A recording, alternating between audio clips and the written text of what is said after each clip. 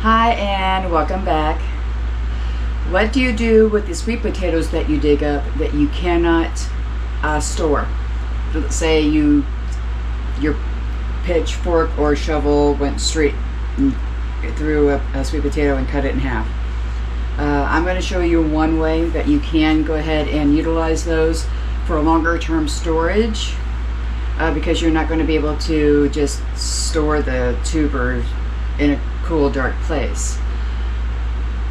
We're going to go ahead and make pasta, sweet potato pasta. Now, I've gone ahead and done some prep work. I've peeled it, dehydrated it, separated the starch out from the sweet potatoes to make the flour a little less starchy. And we're going to go ahead and make some pasta. So let's get started.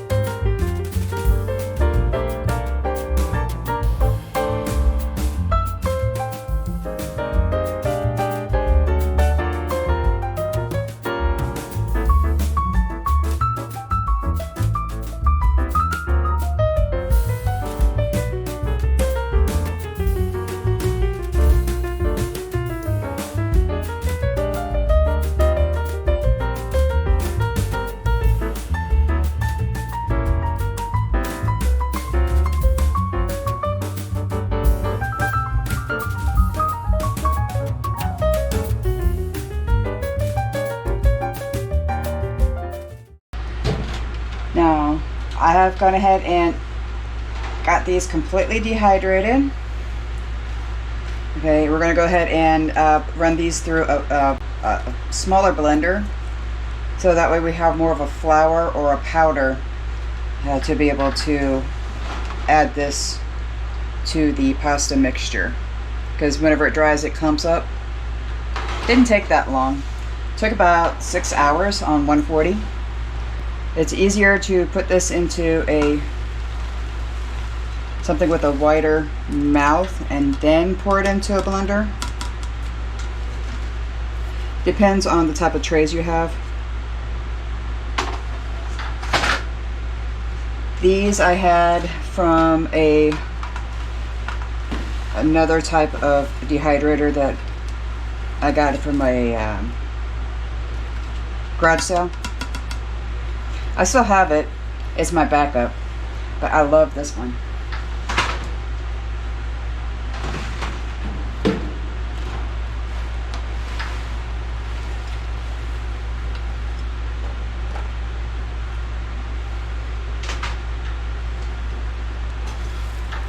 See, three sweet potatoes with all the starch out.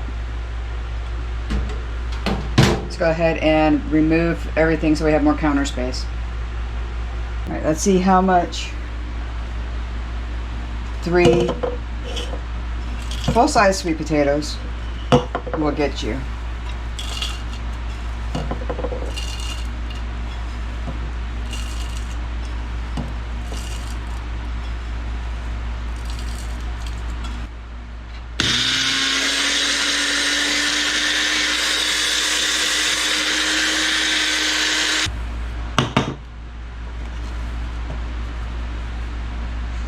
I'm going to guess that's about a cup.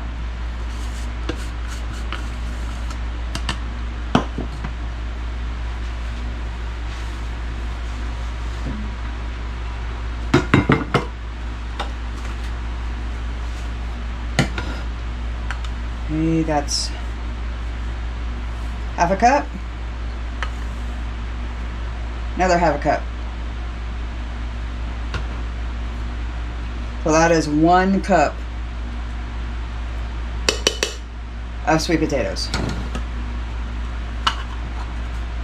So now that we have that measured out, we're going to add a equal amount of your flour of choice.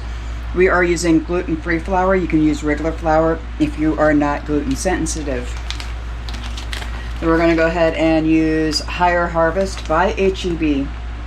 It has rice flour, tapioca starch, tapioca pearl flour, gum arabic, and xanthium gum. This is not going to be a diabetic recipe, but it is going to be gluten-free.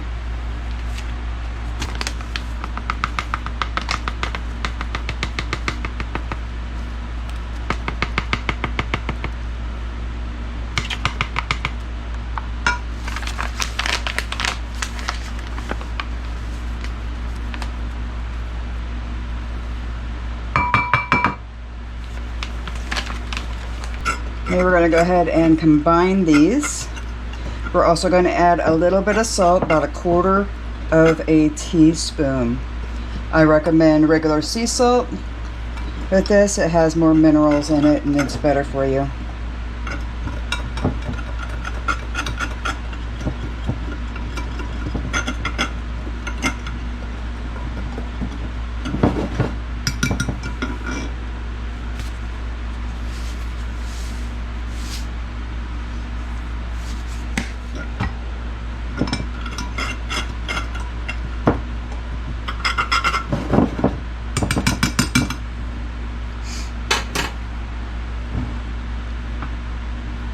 Now that that's all mixed up, I'm going to go ahead and put this on the counter. This will give us a lot of working room. This doesn't look like it's going to be a lot of flour. Trust me, this is going to make a lot of pasta. I'm making a well right here because it's easier to work the eggs in. We're going to start with, let's see, we're going to do 4 eggs. That should be enough. And everybody has a different recipe. Some people use just the yolks. I use the entire egg. Always have.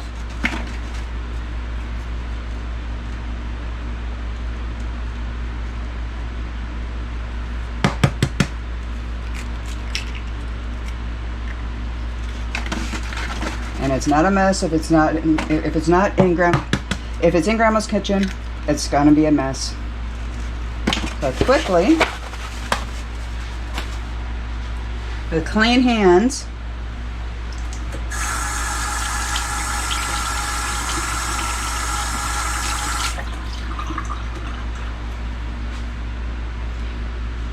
we're gonna go ahead and make some Play-Doh. Now, if you feel that this is going to be too thin, add some more flour, or too thick, add another egg.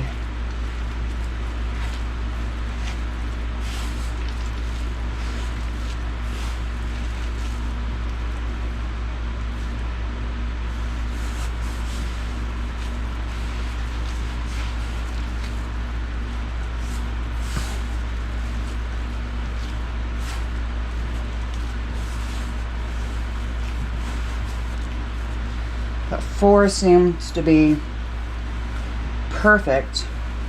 Now remember, there's no gluten in this, so kneading is not necessarily necessary, but it helps to make sure that everything is formed correctly and everything in the pasta dough is mixed even. And we're going to add a little bit more flour to the board, or to the counter here, because everything's sticking.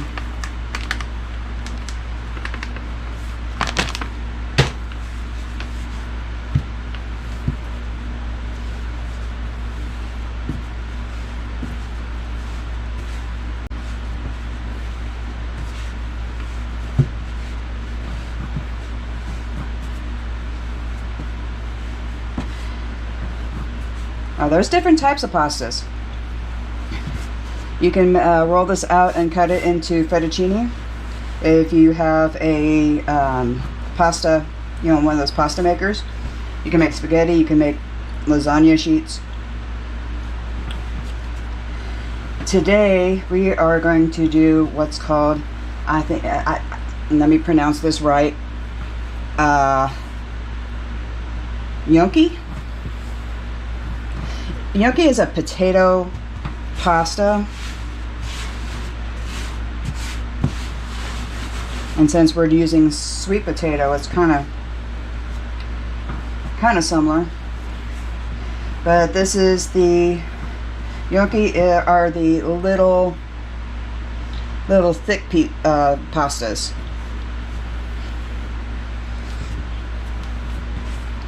Those freeze well.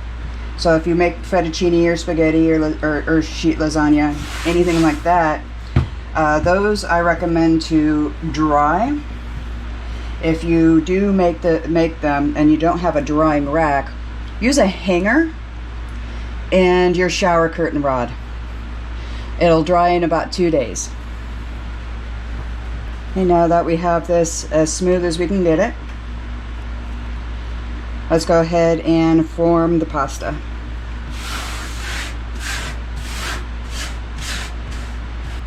Now that I have everything cleaned up and hands washed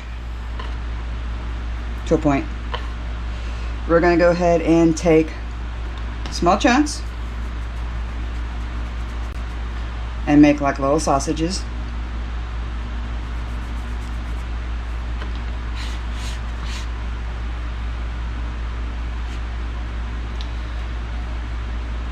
I always hear my sister tell me to put a towel under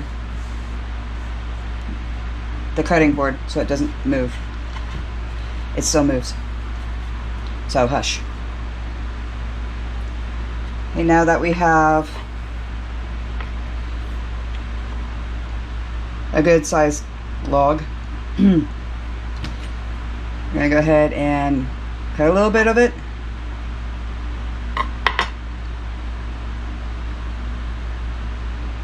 I don't have one of those fancy pierogi making boards, but we're going to do what we can.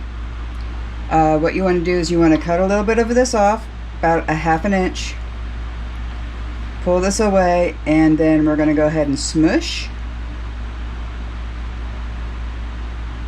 and let it roll over the knife where it makes almost like a clamshell, and then it rolls back onto itself.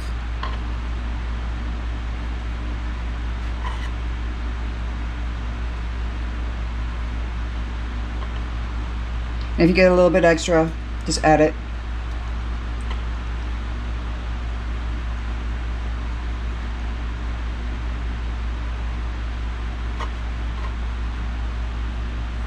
Now, since this is fresh pasta, it is not going to take that long for this to cook itself. See, that one doesn't want to roll. Let's try a little bit less.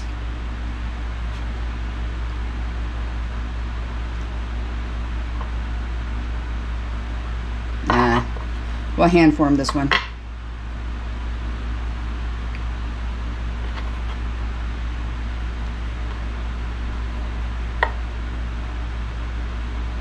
And keep going.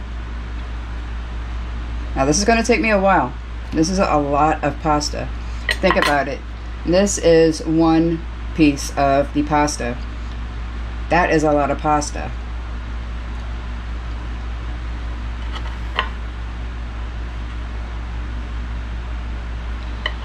And when we're done with this, we're going to go ahead and freeze it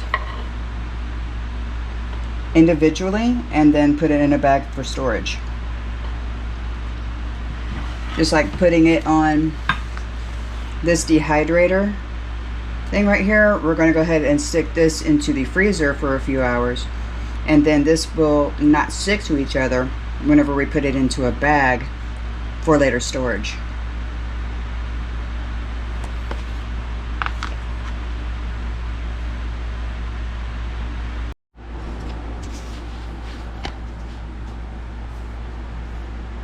Alright, and there we are. We have about 2 cups of pasta rolled out into little itty bitty fat pillows to be either frozen or cooked right away.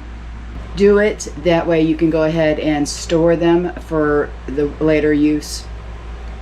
It's a good way of getting rid of unwanted eggs.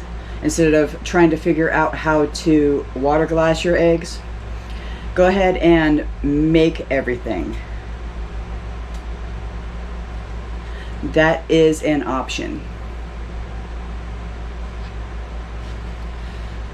Thank you for joining, and we'll see you next time.